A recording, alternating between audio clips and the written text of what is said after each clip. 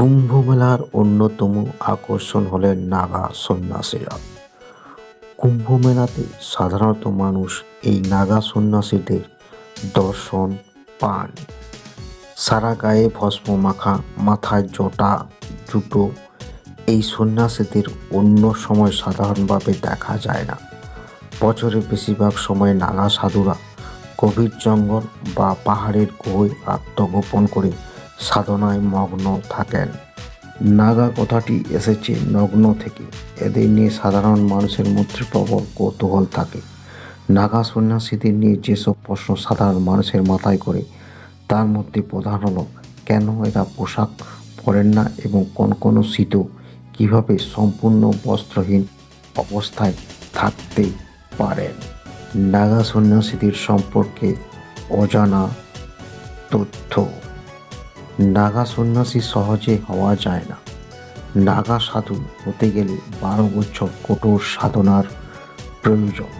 নাগা সন্ন্যাসী হওয়ায় সাধারণের মধ্যে যখন তারা থাকেন, সেই সময় শুধু কপিন ধারণ করে থাকেন। কুম্ভ মেলায় স্নান করে সেই কপিন বিসর্জন দিয়ে নাগা সন্ন্যাসীর জীবনযাপন করার শপথ নেন এরা। অনেকের মতে নাগা সন্ন্যাসীদের যে কঠোর সাধনার মধ্যে দিয়ে যেতে হয়, তা যে কোনো দেশের সেনাবাহিনী অনুশীলনের থেকেও কঠিন। নাগা সাধুরা শোবার জন্য কখনো খাট, বিছানা ব্যবহার করেন না। এরা শীত, গ্রীষ্ম, বর্ষা 12 মাস খালি মাটিতে শুয়ে থাকেন। 24 ঘন্টায় মাত্র একবার এরা খাবার খান। ভিক্ষে করে নিজেদের খাদ্য সংগ্রহ করেন এরা। কিন্তু একদিনে মাত্র 7টি বাড়িতে ভিক্ষের জন্য প্রার্থনা করতে পারেন নাগা সাধুরা। এই 7 বাড়িতে কিছু পেলেই সেদিন অন্তর্ভুক্ত থাকতে হয় এদের। আমাদের দেশের নানা সন্ন্যাসীদের ইতিহাস অনেক প্রাচীন।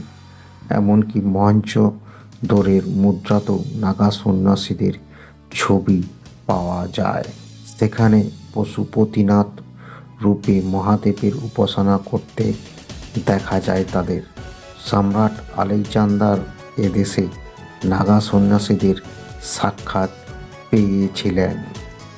এক সময় অনেক মন্দির ও মঠের উপর হাওয়া আক্রমণ প্রতিহত করতে রুখে দাঁড়িয়েছিলেন নাগা সন্ন্যাসীরা।